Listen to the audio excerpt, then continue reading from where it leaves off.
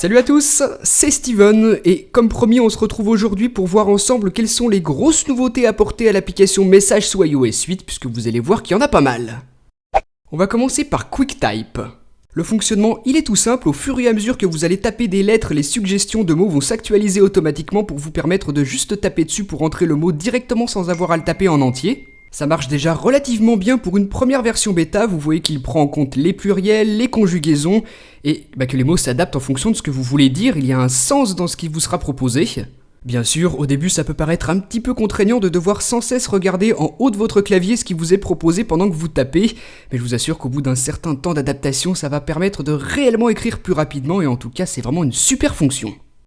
Autre grosse nouveauté, vous pouvez maintenant répondre à un SMS sans quitter l'application dans laquelle vous vous trouvez. Donc ça c'est super pratique, dès que vous recevez une bannière de notification, vous pouvez glisser un petit coup vers le bas pour faire apparaître cette fenêtre de composition rapide.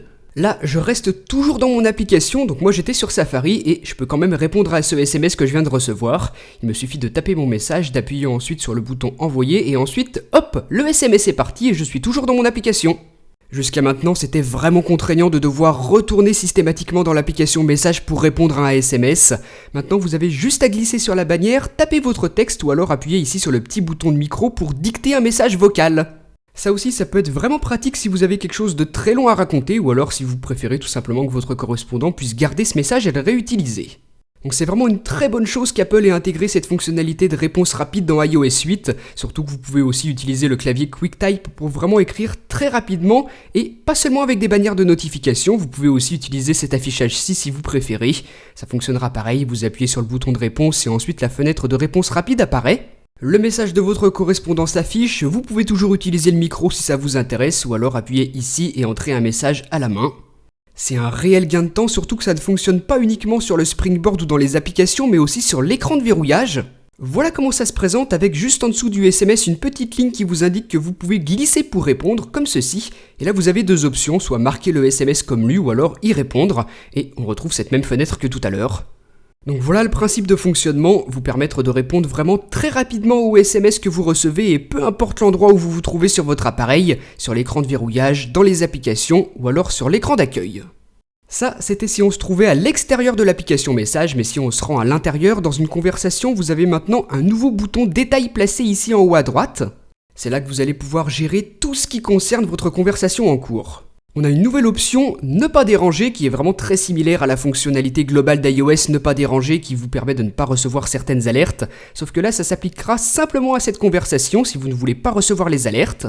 Donc vous pouvez l'activer ou le désactiver comme vous le souhaitez, si vous avez envie d'être tranquille un moment, vous pouvez désactiver certaines conversations.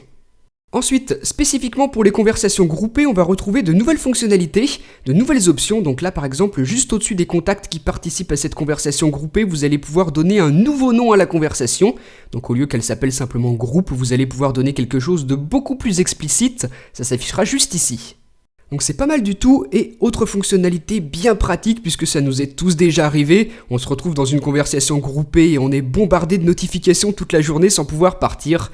Et bien maintenant vous avez cette option tout en bas, vous pouvez quitter la conversation groupée.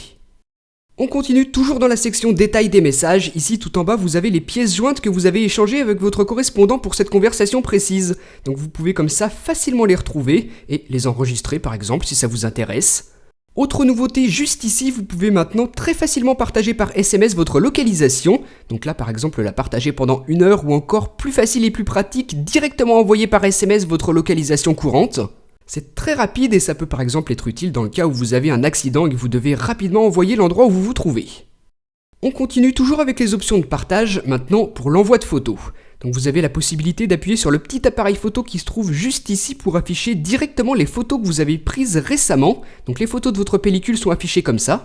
C'est super facile d'accès, ça vous permet de voir rapidement vos dernières photos. Vous pouvez si vous voulez en chercher dans la photothèque ou alors utiliser celles qui sont directement affichées ici. Vous pouvez en sélectionner 1, 2, autant que vous voulez à la fois si vous voulez faire un envoi groupé ou alors une seule et l'envoyer rapidement par SMS. Donc ça, c'est dans le cas où votre photo, vous l'avez déjà prise, mais si vous voulez envoyer une photo que vous prenez sur l'instant, vous pouvez garder appuyé le petit appareil photo et ensuite regarder ce que vous pouvez afficher. Si vous le voulez, vous pouvez directement enregistrer une vidéo comme ceci en déplaçant vers la droite, ou alors sur le petit X, stopper l'enregistrement. Pour la photo, je garde appuyé, je glisse un coup vers le haut et hop, la photo est instantanément prise et envoyée à votre correspondant par SMS. C'est conçu pour très bien s'utiliser à une seule main. En glissant à droite, vous voyez que ça enregistre une vidéo. Sur le haut, ça prendra une photo et si vous voulez stopper ce que vous faites, vous appuyez sur le petit X jaune. À gauche, c'est donc l'envoi rapide de photos et vidéos. Et à droite ici, si vous maintenez appuyé le petit micro, vous allez pouvoir dicter un message vocal et ensuite l'envoyer par SMS. Vous avez juste à glisser vers le haut comme ceci et relâcher. Le message vocal est envoyé. Tout est conçu pour s'enregistrer et s'envoyer très rapidement et ça fonctionne parfaitement. Donc voilà pour les grosses nouveautés qui ont été apportées à l'application Message d'iOS 8. Vous avez vu qu'on en a vraiment des excellentes. D'ailleurs, dans les commentaires, vous pouvez me dire celle que vous avez préférée. Vous pouvez aussi regarder mon autre vidéo qui vous présente plus dans sa globalité les autres nouveautés d'iOS 8 sur iPhone, iPod Touch et iPad. Et si vous aussi vous voulez installer iOS 8 en version bêta, je vous explique comment faire dans une autre vidéo. Voilà, donc j'espère que tout ça vous aura plu. On se retrouve bientôt pour de prochaines vidéos sur iOS 8. Allez, salut!